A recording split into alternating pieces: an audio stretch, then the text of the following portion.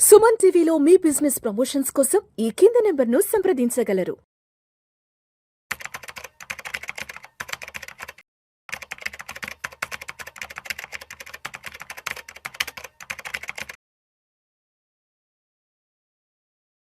ప్రేక్షకులకి మీ రామచంద్రమూర్తి నమస్కారాలు. ఇవాళ ఈ వీడియోలో మనం గోల్డ్, సిల్వర్ ప్రైసెస్ వార్ జరుగుతున్నప్పుడు ఎందుకు పెరగట్లేదు అనేది తెలుసుకుందాం. ఇప్పుడు చూస్తే దుబాయ్‌లో గోల్డ్ షాపులన్నీ కూడా కొనేవాళ్ళు లేక వెలవెలపోతున్నాయి. యాక్చువల్‌గా దుబాయ్‌లో జరుగుతున్న మిడిల్ ఈస్ట్ వార్ ఈ దుబాయ్‌కి కూడా ఎఫెక్ట్ అయింది. టూరిజం గానీ, అలాగే గోల్డ్ గానీ ఈ దుబాయ్‌లో ఏమవుతుందంటే కొనేవాళ్ళు లేక వెలవెలపోతున్నాయి. అమ్మకాలు లేవు. కుప్పలు కుప్పలుగా బంగారం పడుంది. అది ఎందుకు ఇంత సడన్‌గా అంటే అక్కడ జరుగుతున్న యుద్ధానికి అక్కడ ఇరాన్, ఇజ్రాయెల్, యూఎస్ వార్ మధ్యలో దుబాయ్ లాంటి నగరాలు నలిగిపోతున్నాయి. అలాంటి కంట్రీస్ నలిగిపోతున్నాయి. సో, ఎందుకంటే ఎక్కడ ఆల్రెడీ దుబాయ్‌లో గానీ, ఎమిరేట్స్‌లో గానీ, యూఏఈలో గానీ ఈ బాంబులు పడుతున్నాయి. యూఎస్ ఎంబసీస్ ఎక్కడున్నాయో వాటి మీద ఇరాన్ అటాక్ చేస్తుంది. కాబట్టి వాటన్నిటి మీద ఎఫెక్ట్ అవుతుంది. సో, దీనివల్ల ఏమవుతుందంటే ఇది రేట్లు లేక ఈ దుకాణాల్లో ఈ యొక్క బంగారం మొత్తం గూడా ఎవరు కొనేవాళ్ళు లేక అలా ఉండిపోతుంది. అయితే జనరల్‌గా ఇప్పుడు మనందరికి ఒక డౌట్ రావచ్చు. ఏంటంటే ఎప్పుడు వారొచ్చినా పెరిగే గోల్డ్, సిల్వరు ఇప్పుడెందుకు పెరగట్లేదు? అంత ఎక్స్‌పెక్టెడ్‌గా ఎందుకు పెరగట్లేదు? ఏమైంది? లాస్ట్ టైము యె యె యుక్రెయిను, రష్యా వారొచ్చినప్పుడు విపరీతంగా పెరిగిన గోల్డ్, సిల్వర్లు ఇప్పుడెందుకు పెరగట్లేదు? అంటే దానికేంటంటే రీజన్ మెయిన్‌గా ఇప్పుడు ఫస్టు ఏమవుతుంది అంటే ఈ గోల్డ్ మీద కన్నా అందరూ కూడా ఎక్కువ మంది ఆయిల్ మీద ఇన్వెస్ట్ చేశారు. ఎందుకంటే అందరికి తెలుస్తుంది ఆయిల్ షార్టేజ్ వస్తుంది కాబట్టి ఆయిల్ రేట్లు పెరుగుతాయనేది అందరికీ తెలిసి క్రూడ్ ఆయిల్ మీద ఎక్కువ ఇన్వెస్ట్ చేశారు. అది మంచి రిటర్న్స్ ఇచ్చింది. దాదాపు 6,000 ఇంటర్నేషనల్‌గా $60 నుంచి ఇప్పుడు $110కెళ్ళింది. అలాగే ఇండియన్ మార్కెట్‌లో చూస్తే 6,000 నుంచి ఇప్పుడు 9,500, 10,000 దాకా వచ్చింది.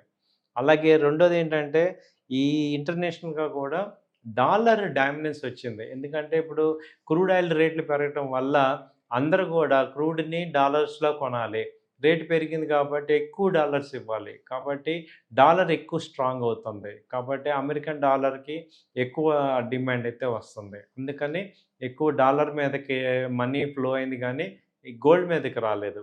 తర్వాత చూసుకుంటే ఈ ఇన్‌ఫ్లేషన్ పెరగటం అనేది జరుగుతుంది కాబట్టి, ఈ ఫెడరల్ రిజర్వ్‌కి రేట్ కట్స్ చేస్తారు.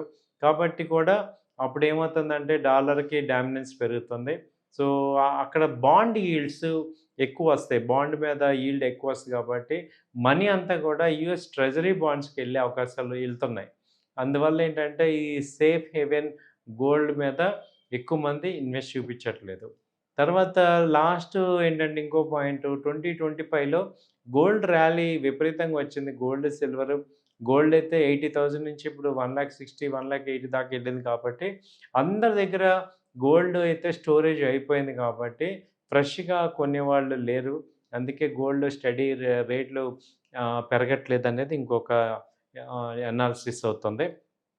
తర్వాత రీజన్ ఏంటంటే, ఈ ఇప్పుడు ఆల్ ఇన్వెస్టర్స్ మనీ అంతా కూడా ఈ ఈక్విటీ మార్కెట్స్ తగ్గటం వల్ల ఏం జరుగుతుంది, ఇప్పుడు ఈక్విటీ మార్కెట్స్ అన్నీ వరల్డ్ వైడ్ తగ్గుతున్నాయి కాబట్టి, యావరేజ్ పర్పస్ కోసం ఈ గోల్డ్‌ని అంతకుముందున్న డిపాజిట్స్ ఉన్నవి అమ్మేసేసి, ఇక్కడ మళ్ళీ ఈక్విటీలో యాడ్ చేయాలి కాబట్టి, వీళ్ళు యాడ్ చేస్తున్నారనేది దానివల్ల కూడా గోల్డ్ అండ్ సిల్వర్స్ తగ్గుతున్నాయి.